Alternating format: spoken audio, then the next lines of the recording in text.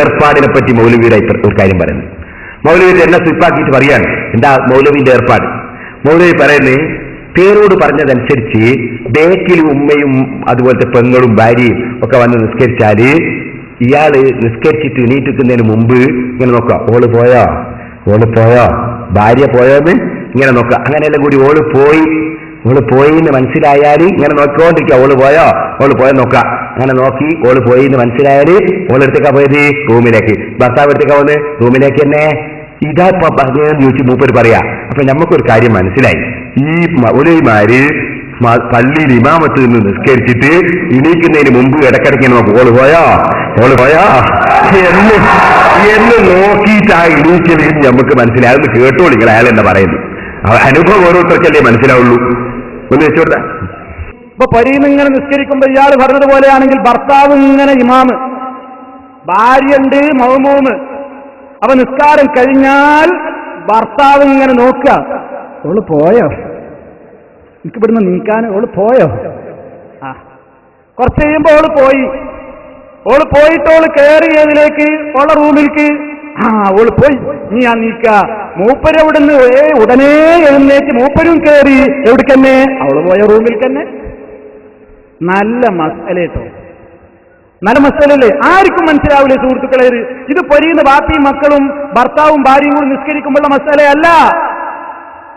ഇത് അന്യ സ്ത്രീ പുരുഷന്മാര് ഒരേ ജമാഅത്തിൽ പങ്കെടുക്കുന്ന അവിടുത്തെ നിയമം തന്നെയാണ്. ഇത് മനസ്സിലാക്കാൻ അമിത ബുദ്ധി വേണോ? അപ്പൊ ഈ അമിത ബുദ്ധിയൊന്നും വേണ്ടട്ടോ. ഇങ്ങനെ മൗലവിമാർ എണീക്കട്ടെ എങ്ങനെയാണ്? അന്യ സ്ത്രീകൾ പിന്നെ നിർത്തിയിട്ട് നിസ്കരിക്കുക. എന്നിട്ടോ ഓള് പോയോ എന്നിങ്ങനെ നോക്കുക. എന്നിട്ട് ഓള് പോയാലും മൗലവിമാർ എണീക്കുക. ഇത് അന്യപുരുഷന്മാരുമായിട്ട് നിസ്കരിക്കുമ്പോൾ മാത്രമുള്ള നിയമട്ടോ. അല്ലാതെ ഈ തിരിഞ്ഞിരിക്കുന്ന നിയമവും എണീക്കുന്ന നിയമമൊന്നും കുടുംബത്തിലുള്ള പെണ്ണുങ്ങളോ അല്ലെ മറ്റു പുരുഷന്മാരോ ഉള്ള സമയത്ത് ഈ നിയമമല്ല. അന്യ സ്ത്രീകൾ ബേക്കിൽ വന്ന് നിസ്കരിക്കുമ്പോ മാത്രമുള്ളൊരു നിയമാണിത്. മൗലവിന്റെ പുതിയ കണ്ടുപിടുത്താണല്ലോ. മൗലവി, ഞാൻ നിങ്ങളോടൊന്ന് ചോദിക്കട്ടെ, ഇല്ലം യകുൻ ഖൽഫഹു നിസാഉൻ, അവരുടെ പിന്നിൽ സ്ത്രീകളില്ലെങ്കിൽ എന്നല്ലേ പറഞ്ഞത്? നിങ്ങൾ പറയുന്നത് പോലെയാണെങ്കിൽ, അല്ലെങ്കിൽ നിങ്ങളുടെ മുജാഹിദുകൾ പറയുന്നത് പോലെയാണെങ്കിൽ ഇല്ലം യകുൻ ഫൗഖഹു നിസാഉൻ എന്നല്ലേ പറയേണ്ടത് ഇമാമിങ്ങൾ. കാരണം നിങ്ങൾക്ക് പെണ്ണുങ്ങൾ വേറെയും ആണുങ്ങൾ ചോടയിലല്ലേ. നിങ്ങൾ ആണുങ്ങളെ പിന്നിൽ പെണ്ണുങ്ങളെ നിർത്തിയിട്ട് നിസ്കരിപ്പിക്കുന്ന പതിവ് നിങ്ങൾക്കുണ്ടോ? നിങ്ങൾ പോയോ എന്ന് നോക്കാൻ ഞാൻ ചോദിക്കട്ടെ. ആണുങ്ങളെ സഫിന്റെ പിന്നിൽ അന്യ പെണ്ണുങ്ങളെ നിർത്തിയിട്ട് അവൾ പോയോ എന്ന് ഇമാമ് നോക്കാനുള്ളൊരവസ്ഥ നിങ്ങളെ പള്ളികളിൽ നിങ്ങളെന്തേ നടപ്പാക്കാത്തത്? അതൊന്ന് നടപ്പാക്കി കാണിക്കൂ മൗലവിമാരെ. ഇമാമിന്റെ പിന്നിൽ ഉള്ള പെണ്ണ് പോയോ എന്ന് നോക്കാനുള്ളൊരവസ്ഥാവിശേഷം ഉണ്ടാകുന്ന സാഹചര്യം എന്നല്ലേ നിങ്ങളിപ്പോ പ്രസംഗിച്ചതിന്റെ അർത്ഥം? എന്നാൽ നിങ്ങൾ ഇല്ലം യകുൻ ഖൽഫഹു നിസാഉൻ എന്നല്ലേ കിതാബിലുള്ളത്, ഇല്ലം യകുൻ ഫൗഖഹു നിസാഉൻ എന്നല്ലല്ലോ. മേലെയല്ലേ നിങ്ങളെ പെണ്ണുങ്ങളെ കാണുന്നത്? നിങ്ങളെ പെണ്ണുങ്ങൾ നിങ്ങളെ ബേക്കിൽ വന്ന് നിസ്കരിക്കുന്നത്, നിങ്ങൾ അന്യ സ്ത്രീകളെ ബേക്കിൽ വെച്ച് നിസ്കരിപ്പിക്കുന്നത് കാണുന്നില്ലല്ലോ. ബഹുമാനപ്പെട്ട ഉമ്മു സലമ റളിയല്ലാഹു അൻഹാ ഇസ്ലാമിൽ നേരത്തെ തന്നെ വന്ന മഹദിയാണ്. ആ മഹദി നബി സല്ലല്ലാഹു അലൈഹി വസല്ലമ തങ്ങളുടെ കൂടെ തങ്ങളുടെ ഭാര്യയായിട്ടുണ്ടായ മഹദിയാണ്. ആ മഹദി ആദ്യകാലത്ത് സ്ത്രീകൾ പള്ളിയിൽ ഒറ്റയായി വന്നിരുന്ന ഒരു കാലമുണ്ട്. അന്നത്തെ സ്ത്രീകൾ പള്ളിയിൽ വന്നപ്പോൾ അവര് പിന്നിൽ തന്നെയായിരുന്നു സഫ് കെട്ടി നിന്നിരുന്നത്. നിങ്ങളെപ്പോലെ മേലെ കയറ്റിയിട്ട് നിർത്തുന്ന ഏർപ്പാട് നബി സല്ലല്ലാഹു അലൈഹി വസല്ലം തങ്ങളുടെ കാലത്ത് സ്ത്രീകൾ പള്ളിയിൽ വരുന്ന കാലത്ത് ഉണ്ടായിരുന്നില്ല. സ്ത്രീകൾ ബേക്കിൽ തന്നെയാണ് ഉണ്ടായിരുന്നത്. അങ്ങനെ ബേക്കിലുള്ള സ്ത്രീകൾ ആ വന്നിരുന്ന കാലഘട്ടം അന്യപുരുഷന്മാരും അന്യ സ്ത്രീകളും തമ്മിൽ തൊടുന്നതിന് വിരോധമുള്ള കാലമല്ല, കാണുന്നതിന് വിരോധമുള്ള കാലമല്ല, അതുപോലെ ഒന്നായി സംഗമിക്കുന്നതിന് വിരോധമുള്ള കാലമല്ല.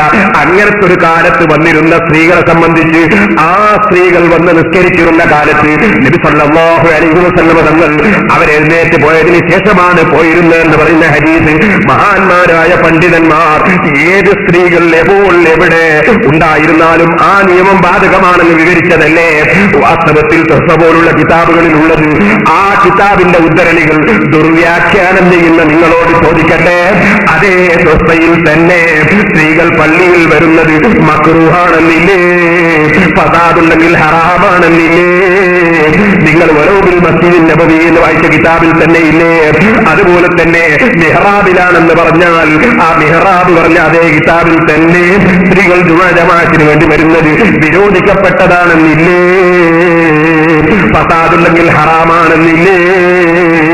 ഇക്കാലം ഫസാദുള്ള കാലമായതുകൊണ്ട് ഹറാമാണെന്ന് തന്നെയും ആ കർമ്മശാസ്ത്ര പണ്ഡിതന്മാര് പച്ചയായി പറഞ്ഞിട്ടില്ലേ?